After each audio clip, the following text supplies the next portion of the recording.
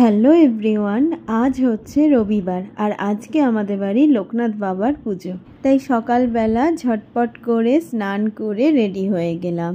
আর আমার এই আজকে খোপা করতে লেগে গেছে অনেক টাইম, কারণ একা একা কোনো দিন আগে তেমনভাবে খোপা করিনি।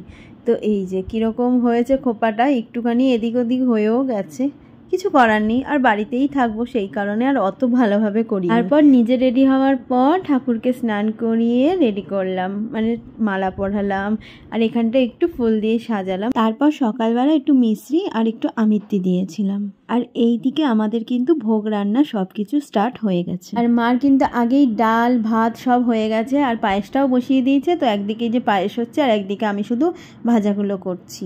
তো চলো, এই ভাজাটা হয়ে গেলে আমি আবার দেখাবো আমাদের নিচে কি কি হচ্ছে।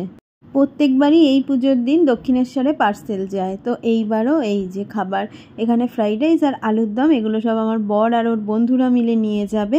আর সবাই মিলে এখানে বসে বসে সেইগুলোই প্যাকিং করছে। তো সমস্ত কিছু ভোগের রান্না কমপ্লিট হয়ে গেছে আর এদিকে ফল কাটাও কমপ্লিট হয়ে গেছে। তারপর এই যে ঠাকুরের কাছে নিয়ে এসে সব কিছুর উপরে একটা করে তুলসী পাতা দিয়ে রেখেছি। এবার যেহেতু পুজোতে কাউকেই বলা হয়নি, তাই জন্য ফল টলগুলো বেশি কাটা হয়নি, অল্প অল্প করে সব কিছু কাটা হয়েছে। একটা প্লেটে ওই যে কিছু ফল কাটা আছে, এপাশে রয়েছে কিছুটা মিষ্টি আর আমিত্তি, আর এই প্লেটে রয়েছে ভাত আর 7 রকম ভাজা। তো ভাতের কিন্তু এখনও বাটিটা তোলা হয়নি, কারণ ডিজাইন করব বলে এইভাবে রেখেছি, তো একটু বাদে একেবারে তুলব।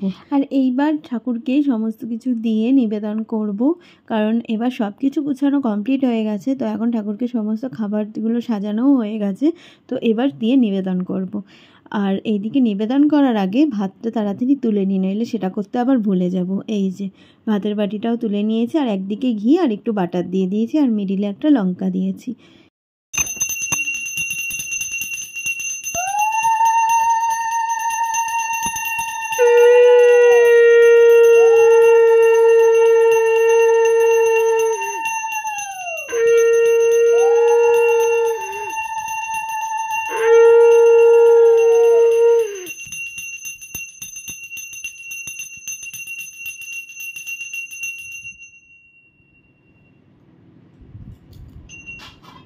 আর এই পুচকুটাকে তো তোমরা অনেকেই চেনো, এটা হচ্ছে আমার ভাসুরজি।